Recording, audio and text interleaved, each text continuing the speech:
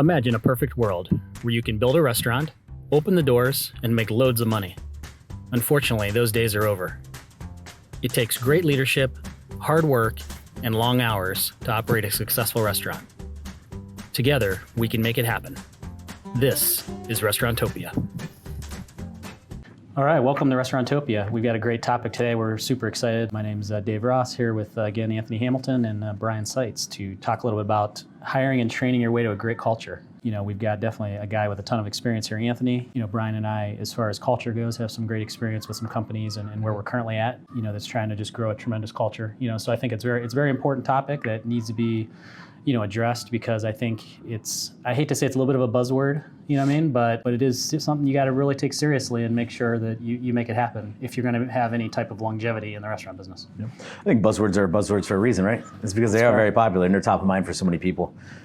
Yeah, but I think people, they're buzzwords, but also not very many people live them. Sure. So they say them, they give lip service to them, and it causes almost the opposite effect, because the employee is put off by the fact that you're saying, oh, we believe in culture, but then we're not living it on a day-to-day basis. I mean, having the legal background, you know, dealing with big personalities and attorneys that, you know, are dictators and or managing partners that, you know, just want to burn you up and not honor you and treat you like a human being. Like, I get that. So like when I see it in the restaurant business, and whether you have, you know, the dictator owner, the dictator chef, you know, I think that is a poison pill that just transcends, you know, the entire operation, just goes right through it. I mean, and it goes through it like a knife. I mean, it's unfortunate, but I see that a lot. Well, it starts at the top. Culture does, right? Yeah, I mean, for sure. It really starts at the top.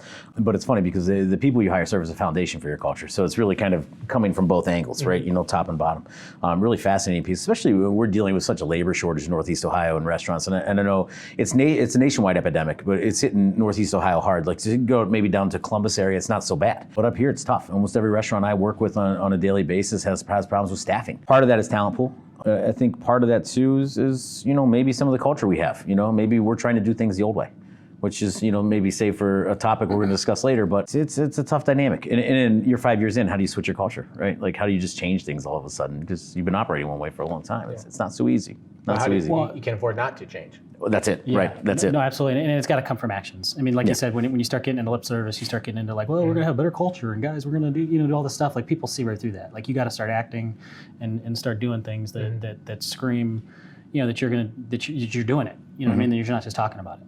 Yeah. You know? So you talked a little bit of hiring, because obviously, you know, when I look at it, whenever there's a problem, you know, I feel like you've got the current problem that you got to clean up, which is maybe the internal, you know, like let's say you don't have the greatest culture, you don't have the greatest reputation, whatever it is, and you're an owner, you're trying to really get better, and you really don't want to have the lip service, you want to take action and do this. So you've got what I call the cleanup with what's happening, but then you've also got incoming, you know, that you need to get that flow coming in, right? Because you can clean this up all day long, but if you have bad culture constantly coming in, you know what I mean? It's like sweeping the house with the door wide open. You know what I mean? Like, you're sweeping the house and the stuff's still flying in. You know what I mean? Right. You know, you gotta. It's a great analogy. You gotta put the screen up and make sure that the right things are coming in. Well, tremendous point. Thankfully, we work in a very high turnover industry. So eventually, if you do things the right way, coming in the door with new hires, eventually that will supersede, you know, the bad habits you have in the building. But to your point, there is some maintenance that needs to go on. There is some cleaning that needs to go on. Some You have to. Yeah, the old come to Jesus speech, if you will, with some older employees, or even just sometimes it just takes a retraining.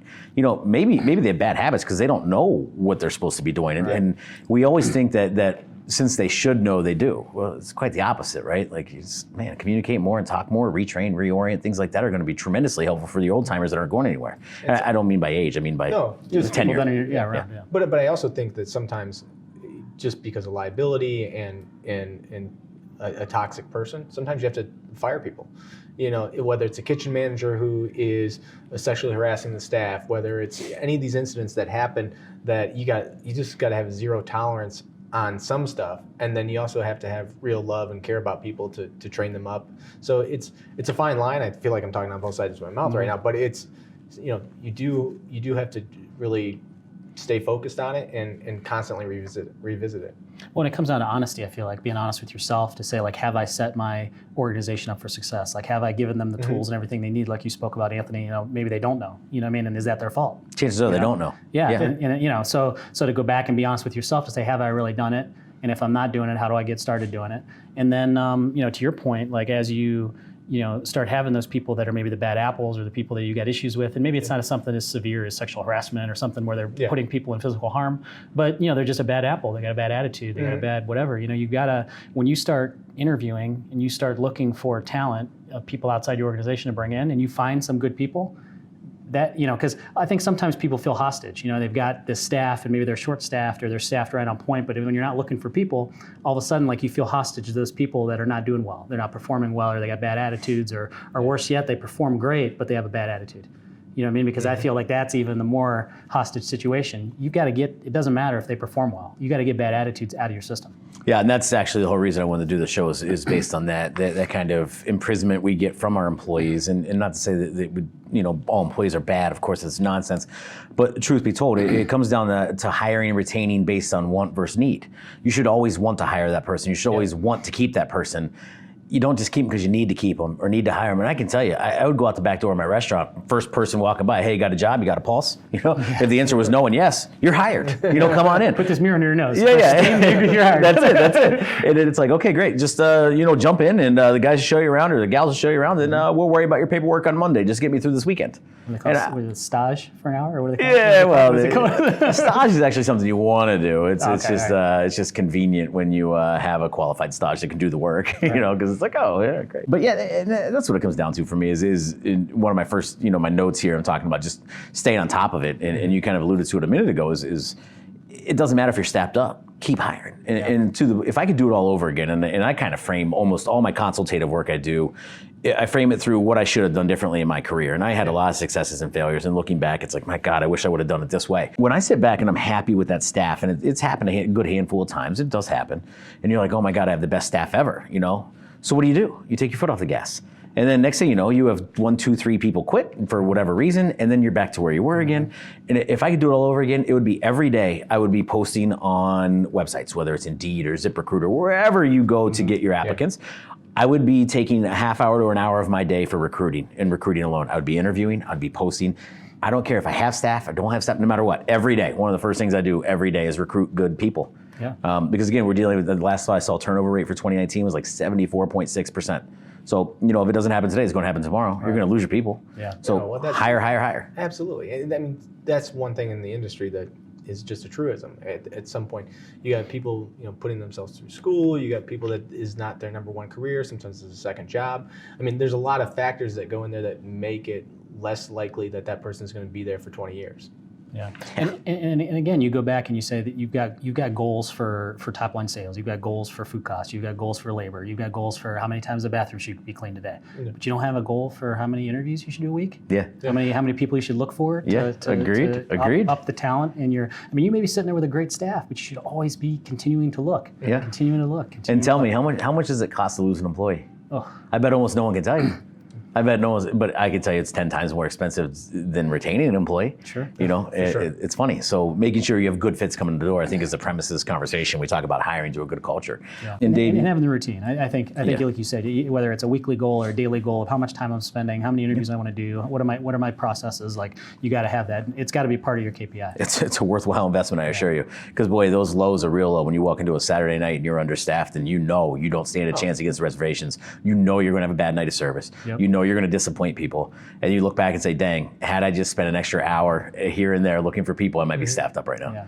And it's tough. Look, I'm not trying to minimize this at all. The labor issues is real. So let's talk about that. So you get to that point. Mm-hmm. You failed to spend the time in interviewing and finding new candidates. Then you're understaffed. Mm-hmm. You interview one person on Monday, and you hire that one person. What does that create? You hired based on need again, right? Correct. That's one of my commandments. Don't do that, right? Yeah. And so I bet if you ask any good team in the city, and you'd say, would you rather be understaffed and wait for the right person, or be properly staffed and have a few bad apples that don't carry their weight. I almost guarantee those good teams would say, would rather be understaffed until we get the right person. Because we'll pull it together and make it. 100%. Yeah, we got to work a little, but you know what? Everybody's going to pull their weight. We're going to have less animosity towards each other. It's going to be more cohesive and more of a team dynamic. You start bringing people with a pulse. Like I used to hire right in and maybe don't care, don't know, whatever the case may be. They can be that apple that rots the cart. Simple as that. And a good team with good cohesion and good, friends, they're not going to want that. That's the last thing they're going to want. Sure. Yeah. But that goes back on to you as the manager, the owner. If you're interviewing one person and you're hiring one person, it's going to be bad. Versus I interviewed 12 people and I hired one. Yeah. The odds, the numbers are in your favor. It is. You need a lot of looks. Yeah. You need a lot of looks, and you're also, the more practice that you get in interviewing people, you'll be able to tell when someone's just a good interviewer, and you'll be to see the things on the resume that maybe you missed before, and talking to that person and seeing those clues that this guy or girl is going to be a great member to our team, is going to fit, and is going to be here a while. Yeah, and it's funny you mentioned that because I was thinking cast a wide net, and then it brought me back to this analogy I heard not too long ago. So of course you want to cast a wide net, you want to get as many looks, but don't cast it too wide, right? Because then you get lost in the shuffle and it's just too much data and too much, you can't pay attention to it all. And someone gave this analogy, like it's great to cast a wide net, but if you cast it too wide, the holes in the net get bigger. So a lot of good fish get out of the net, right? So you would think it's only predicated on volume, but it's not. There's this delicate balance of quality and quantity there that you have to adhere to. Pretty fascinating. But I agree, but I think what the trap most people get into is they interview one person, they hire that one person, because that box is then now checked because they filled that position. Moving on. Yeah, exactly. Yep. Yeah. As opposed to just interviewing 5 people or 10 people. Right. And it is more difficult now. I think you have to cast a wider net too, because I don't think the candidates are out there. Yep. So people are at other types of employment. When we'll do this on another episode on food delivery, on the gig economy, there's other ways to make money when in the past the restaurant industry was such a great home for people who wanted to make a little bit extra money and wanted to be able to have a side hustle. That's how I got in it. Yeah. When I fell in love with it accidentally. Yeah, right. Exactly, yeah. Well, and that's what happens to a lot of people. I mean, they end up like, they may act miserable, but this is what they love to do. But I was just thinking as you were saying that because it is such an employee market right now, you know what I mean? That there's not this plethora of available people out there. Being the right place to retain the talent and to keep the people you've got so they don't go on the open market for other places is important as well. You know what I mean? And to be able to keep those people and treat them right, throughout that process, So again, you still have your cleanup in the middle, to make sure as you're bringing new people in that it's the right culture that people want to stay in. Yeah. It's kind of like the onboarding and upkeep sort of deal, and I couldn't agree more. The onboarding part is essentially we really want to focus on and how it pertains to culture. And Dave, I know that you went through the same training I did down in Tennessee, and they talked a lot about this at Pal Sudden Service, which is kind of like a sledgehammer for me. It hit me upside the head. Their orientation process was how many questions did they have? 75 questions? Yeah, something like that. And if you answered 4 or 5, 6 hour process. But if you answered no to one of those questions, then it wasn't a good fit. And that's the gold standard. It's almost maniacal, right?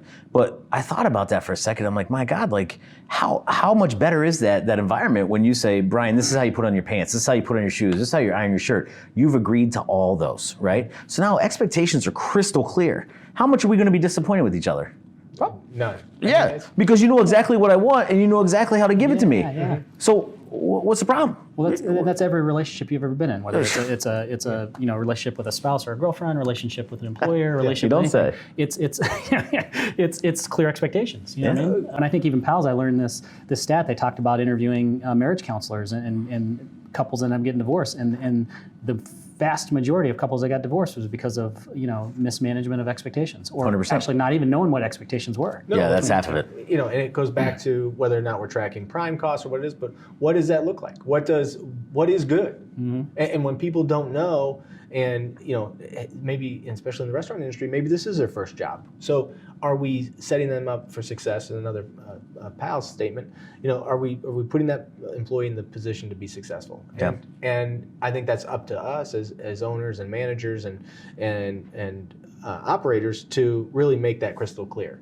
Yeah. Yeah. No question. I used to think I did good because I was an independent restaurant operator and I had a handbook. I had an employee handbook that I drafted and I had a lawyer look over and I was super proud of it. And I put all this time into all 50 pages of it and outlined all our company ethos and the do's and the don'ts and everything else. Crystal clear expectations, right?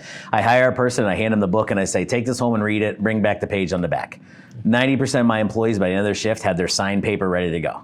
They didn't read it. Yeah. And as a manager standpoint, I'm like, great, now we're clear they signed it, so I'm not gonna have to pay unemployment if I fire them based on one of these things. But that's how you think, right? But the whole purpose of putting it together, you know what I mean? Yeah, it's so stupid, But how do right? we do it at Pals? They go, listen, like you said, here's how you put on your pants. Yeah. Are you willing to do this? Yeah, exactly. And the answer is yes. 100%. It's gotta be yes, because if it's no, this isn't going to work out. You're promoted. Precisely. You're promoted to customer. Yeah, exactly. I love that line. They're going to promote you to customer. That's actually a good move. Yeah. But it's so true, and I think as a lawyer, I see we get caught up into that. Oh, here's this document, here's this 50-page handbook, versus actually communicating with that potential employee. We're playing prevent defense is what we're doing. Correct. Yeah. As opposed to trying to, and you can't create a good culture by playing prevent. I mean, it's prevent defense in the NFL. It doesn't work either. Yeah. Ask Marty Schottenheimer in rounds in the 80s. Yeah, exactly.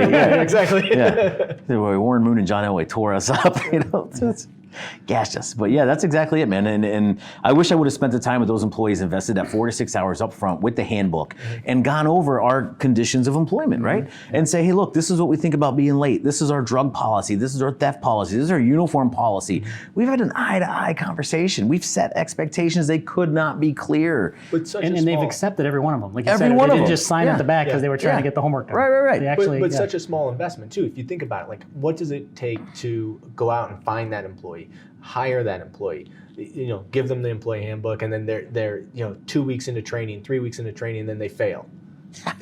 You've invested all that money, all that time, and everything into something that's not set up for success, versus sitting down with them, talking to them, and actually communicating. I would argue it's not an expense. It's actually almost a money-saving technique. It's an investment. Yeah, that's it. You're actually putting money towards something that's going to work. Well, and not only that, but if it doesn't work, I know right now. I don't have to string this out for 3 weeks. Yeah. Because I know right now that you can't put your pants on that way, or you're not willing to shine your shoes. But hey, guess what? No big deal. Nice meeting you. Or think about it. Even if they went through 75 things, and let's say it's not 70, it's 50, it's 40, Yeah. whatever it is, Yeah. whatever your standard is, and they said yes to all of them. But in the back of their head, they know that I kind of took this job. It's in between. I'm gonna slough off. It's not really a priority. Like they're gonna know you mean business. You're the real deal. Yeah.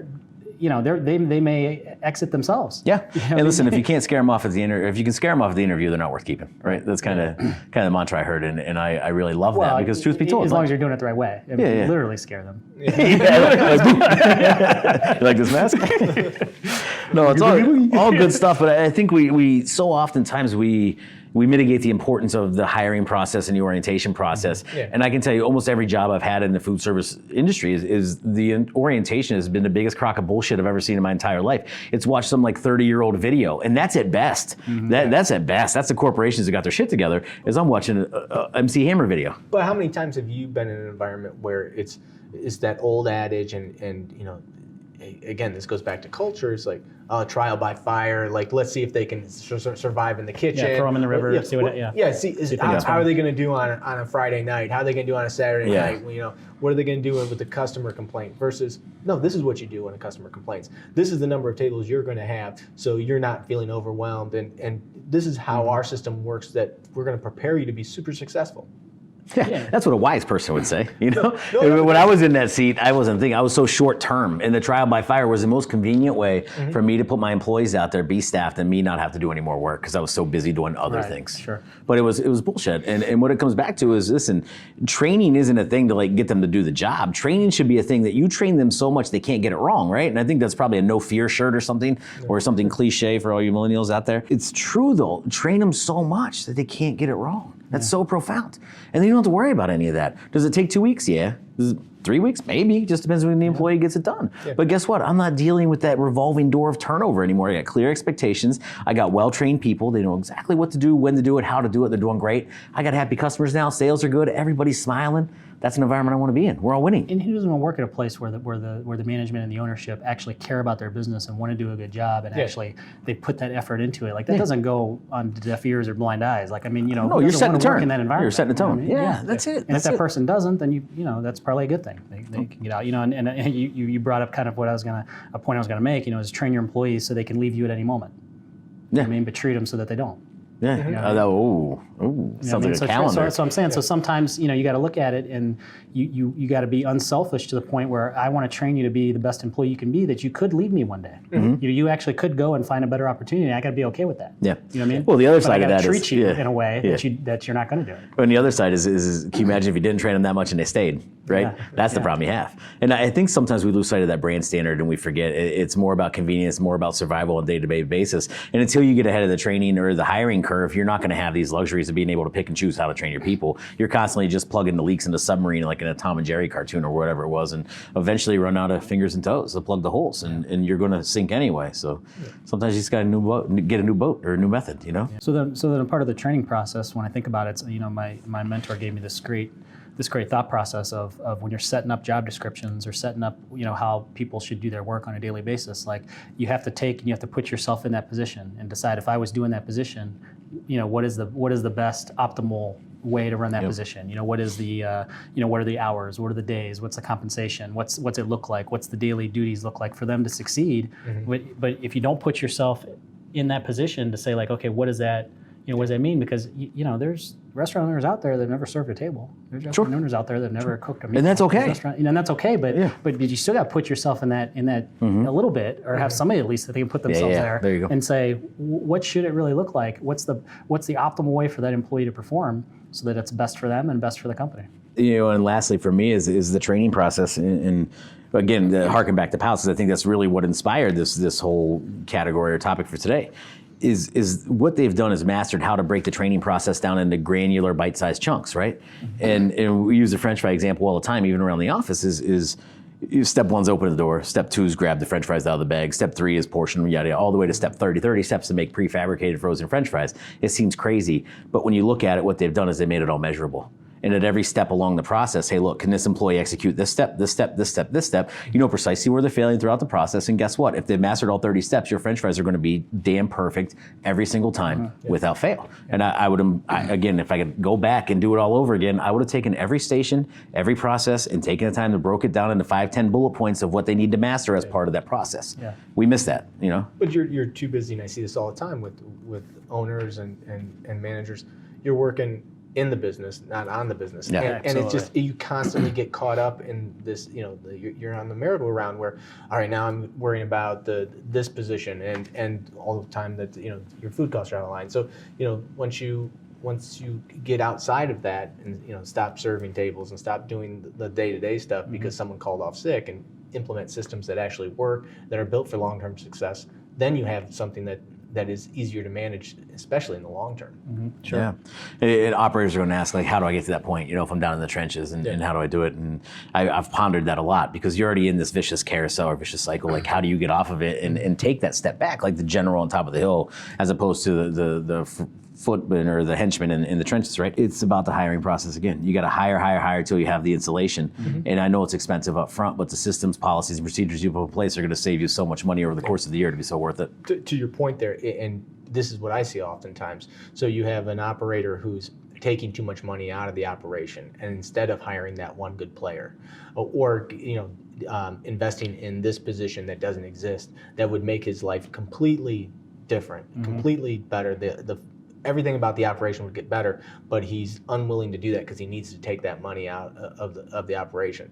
So I see people that are short-sighted and get greedy with their operation. So if they need to make $300,000 a year. God. Yeah, it's not bad, right? They're taking out $300,000 a year versus, all right, let's take $200,000 a year and put $100,000 into an A player that's going to make my operation amazing. Sure. Yeah. Oh, by the way, after a year or two, when you're all said and done, you'll be making $400,000 instead of the $300,000. Correct. Right. Yeah, because it's a long play, and if it's done correctly, it's going to make you more money in the long term. But some people can't.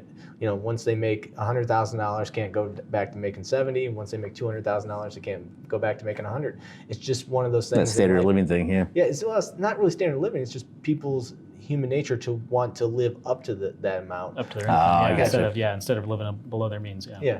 Yeah. The moment you live below your means, you have all your bills paid for, and you have cash, you're king, because you can always make moves and you never get trapped. When you have a ton of debt and you don't have the best staff and you're behind on things, then you can't make any moves, and then you just make this downward spiral. I call it the death spiral, where you keep on making poor decisions till you go out of business. So true. Yeah. So true. Yeah, and I want to point out, Anthony's really done a great job with some I think it's a 4 or 5 part series newsletters on culture, Thanks, which I think Dave. is really cool. And so we'll have some links to those on the website, and I'll also be pushing that on social media soon. But those are great to stay on top of some ideas and just some different things, obviously from Anthony's brain, but then also just some people in the industry that are doing the right things on the culture end, because this literally. It could be a whole podcast series, not just a couple topics. Oh, this is do this every ongoing. week. Yeah, this is something that it could be called Culturetopia, and we could do a whole series on this. So, but it needs to be that in your life and your operation too, because it will determine the success of your operation. yeah, no question. Starts from the top. Yeah. No, it does. So to get to Restaurantopia, let's sum it up here. We got starts at the top, right? Yeah. We got our takeaway of hiring. Correct, bringing the right people in, Hiring and orientation and training, all three of them. orientation, and then you got to orientate them, then you got to train them and retain them. Yeah. Right. And do it the right way. Yeah. That's the biggest thing is the right way. I would love to see more of that in the industry, because I think dealing with less turnover, you deal with less of a need to hire, the less the shortage of labor impacts you. Yeah, and so guys, if any of this, any of this needs elaborated on, we'd love to, actually we could work with you personally, even if you've got questions or concerns on this, or things that you hear we're talking about, but you don't exactly know how to get it started. Yeah. We'd love to talk to you more. Or if you got ideas and things that that could help us out, we'd love to hear them. Feedback's always appreciated on restaurantopia.com. Thank you for listening to Restaurantopia. The gratitude that we have for each and every one of you spending your precious time to listen to this podcast is immeasurable. Please make sure to tell a friend about this podcast. And also, if you have any feedback for us, visit us on restaurantopia.com and drop us a line. You can also subscribe on your favorite place to listen to podcasts. Thank you and have a great day.